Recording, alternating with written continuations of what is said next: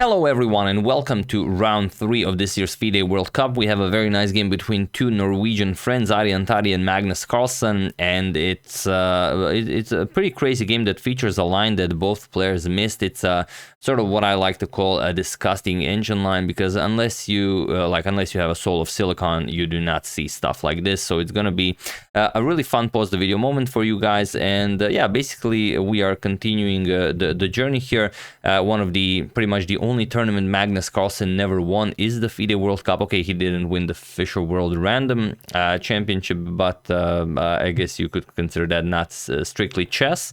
But yeah, FIDE World Cup is definitely something that he would like to add to his belt, and he played it a few times. He played it at the age of 13, and he even did incredibly well. It was in 2005, and he got to the final 16. He won all the way through to round 4, where he was eliminated by Evgeny Bareev. Then he played in 2017. We've covered that game, if you guys remember, against Bu Jiangji. He lost to him in round 3. It was a pretty incredible game.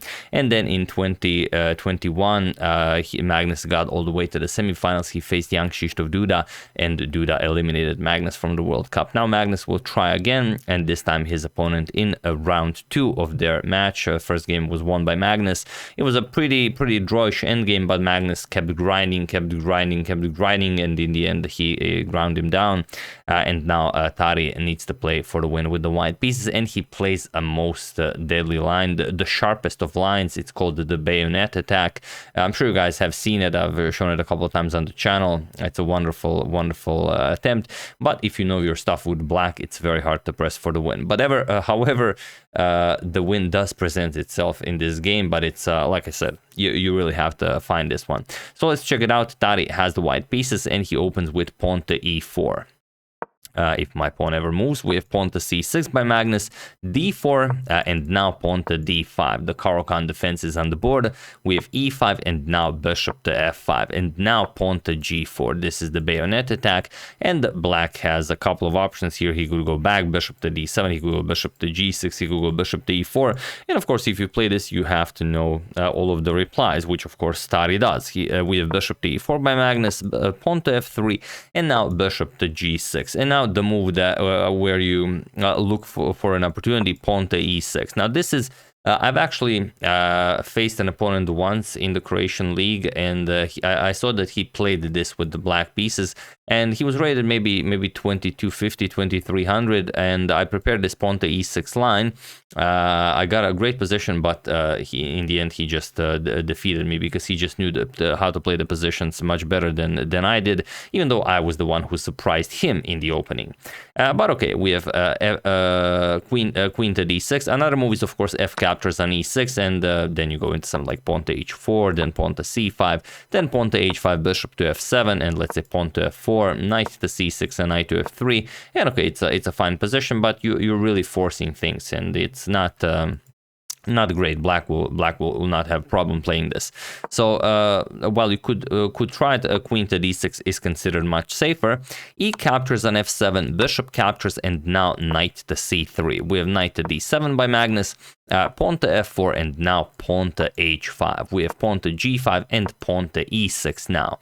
Knight to f3, and here there is a game where h4 was played right away. Gabor Pap had this position with the white against Bence Korpa last year in Budapest in Hungary, but that game ended very poorly for black. Gabor Pap won that game, but here we have knight to e7 by Magnus, and it is now as of move 11 that we have a completely new game.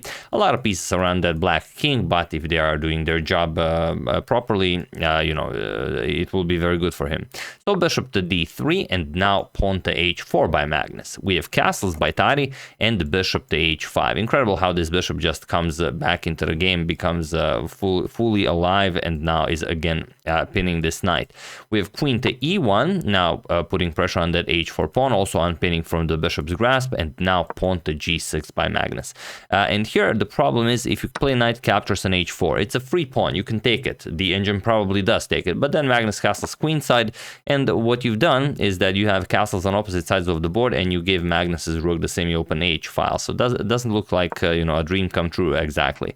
So knight to E5 was played, and now we have bishop to G7, bishop to D2. Tari just continues development. Now you have to figure out how to go for that black king, how to you know, cross F5 if Magnus goes queenside. How do you advance on the queen side? It's not easy to do these things. So here we have knight to F5 by Magnus, and now knight to A4.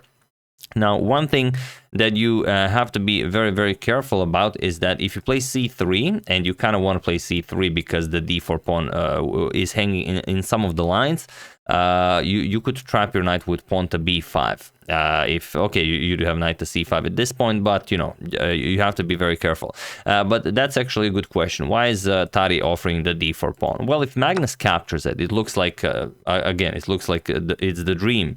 You eliminated the central pawn. How is white to react to this? Well, the point is knight captures on D7, queen captures, and now just C3, and white has full control. Now the D4 knight has to move. The D4 square is no longer available for the bishop in the future, and if knight to F5, you can go knight to C5 now, attacking the queen, and there's a double attack on the E6 pawn, and the white is definitely now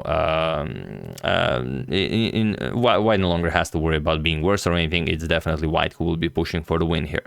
So Magnus, of course, does not do that. He plays bishop captures on E5, F captures on E5, attacks the queen, queen E7, and now bishop captures on F5. Tari eliminates this knight as, okay, the D4 pawn could be a problem, but you can't really, I mean, C3 just B5, and it's a really, really bad position for white. So here, Tari decides for bishop captures on F5, G captures on F5, and now pawn to H3. And now, while Magnus could play something like castles, and I mean, it's something that we all would play, Magnus plays king to F7. This is how he wants to get the rook into the game, and he doesn't mind his king being on the same file as Tari's rook. So okay, king to H2, we have pawn to B6, now stopping knight to C5, and also preparing C5, and Tari, of course, stops it. Pawn to B4, and it is one of the strongest moves recommended by the engine, as it usually is. Knight to F8, and now knight back to B2. We have pawn to C5 by Magnus. Now B captures, and knight to D3, putting pressure on that C5 pawn. And here, you have to play a move that is sort of a move that you don't want to play, and that move is pawn captures on D4. This will double your pawns, and it doesn't look like a very useful move. However, this is the move you have to play. However, Magnus played pawn to C4. He grabbed more space, he advanced the pawn, he forces the knight to move. And now the position is, well, if you go really, really deeply, the position is just lost for Magnus. So feel free to pause the video and try to spot this incredible move while I give you a couple of seconds.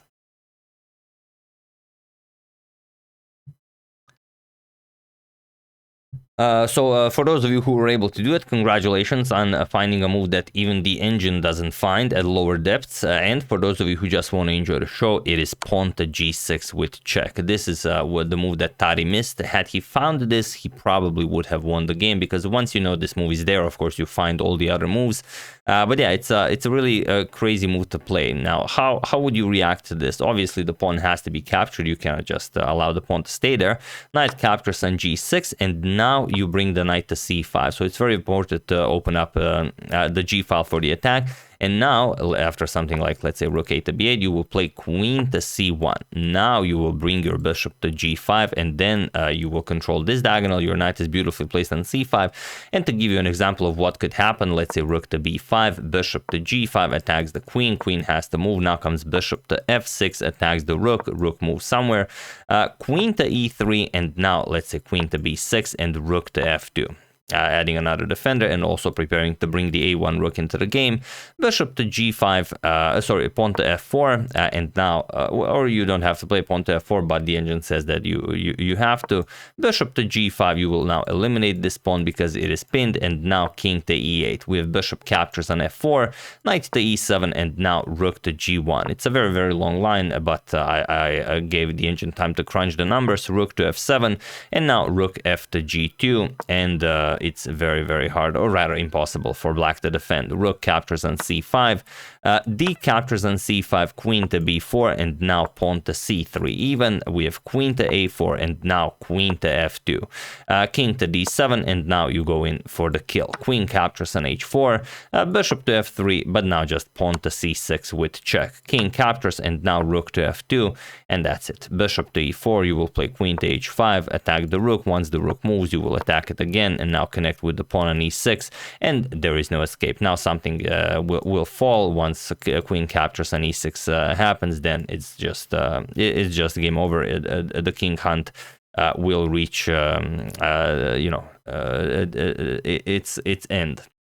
So that's what you should have done here after this pawn to c4 move, but Tari missed it. He didn't think that Magnus would allow such a thing if it was possible. He trusted him a bit too much, and he played knight to f4, and now, okay, Magnus played knight to g6, and he gives him one more chance, not to get a better position, but to get a playable position. However, here Tari has to play knight captures on d5. He didn't. He played knight captures on g6, but just to give you an example of what happens here, captures, and rook captures on f5 check, so 2 pawns for the piece and also for the attack. King to g8, you also go after the queen with bishop to b4. After the queen moves, now you put the bishop on d6, and it's a very nice position. You can bring the rook into the game, you can bring the rook to f6. The bishop here really controls everything. You have the passed e-pawn. White is definitely the one who will be playing for the win here, but Tari didn't do it. Tari just played knight captures on g6, king captures, and now he played queen to e3, rook h to b8 by Magnus, rook a to b1, and now rook to b6. Magnus just offers a trade here. He will double up on the b file, queen to c3, and now queen to b7. Doubling up here. Tari trades. We have captures, and bishop to c1, and he was in this position on move 32 that the players agreed to a draw, as there is nothing more to be done here. There is no way for Tari to break through, and now it's definitely Magnus who is better here. He can play something like a5, queen b4. He can play queen to b1 as the rook on f1 is undefended, then bring the rook into the game. So Tari can only lose this game from going forward, but Magnus, of course, doesn't want to risk pushing for the win for no reason, as he already he really wants to win the World Cup this time. So a draw in this game means a victory in the match, and that is enough for him. But yeah, you can't break through here. The pawns are just unmovable. You can't pass your own g5 pawn. Also, one of the reasons why it was really important to sacrifice this g pawn, just to open up lines of attack towards the black king. And yeah, they just drew the game here. But after this pawn to c4, yeah, I mean, very crazy stuff. This is the strongest, because the knight can no longer come to c5. Once you do this, then knight to c5. It's not scary in itself, but once you combine it with g6 and all of these lines of attack towards the black king open up, and knight comes to c5, then it's incredibly dangerous. But yeah, Tari missed it. He didn't go for it, and Magnus wins the match. He goes into the next round. We don't have the pairings of round 5 just yet. I know that Magnus Carlsen will be facing Vincent Keimer in round 4, so there's that. Okay, let me just check real quickly. Maybe some of the other pairs have been decided, so I don't want to misinform you guys. Let me just check. Ever since chess.com bought chess24, its loading time has like quadrupled. So, okay, Keimer will be facing Carlsen, to be decided. Rasmus Svane is in round 4, but no opponent. Gukesh also, no opponent. Gukesh defeated Narayanan, and he is now very close to overtaking Anish Giri and Wesley So in the FIDE World Top 10. We'll see if he will be able to do that. Daniel Vocaturo eliminated Daniil Dubov. He won a very nice game 1, and then he drew game 2. Also, we don't know who his opponent will be. Ray Robson still waiting for his opponent, and I think the last one is Alexis Arana, also waiting for his opponent. Arjun Erigaisi will be facing Javakir Sindarov. That will truly be a contest to recommend. And the last player is Hikaru Nakamura, who is still waiting for his opponent.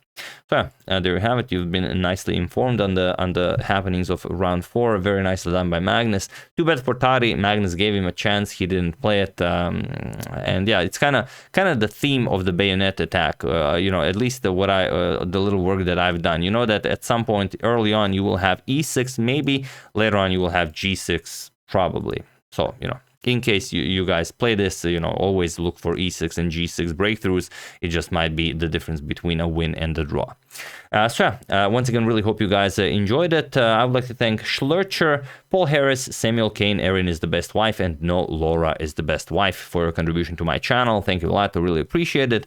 As usual, you can check 2 of my previous videos here. Thank you all for watching, and I will see you soon, continuing the coverage of the FIDE World Cup until it finishes. Thank you all. I will see you soon, and have an excellent rest of your day.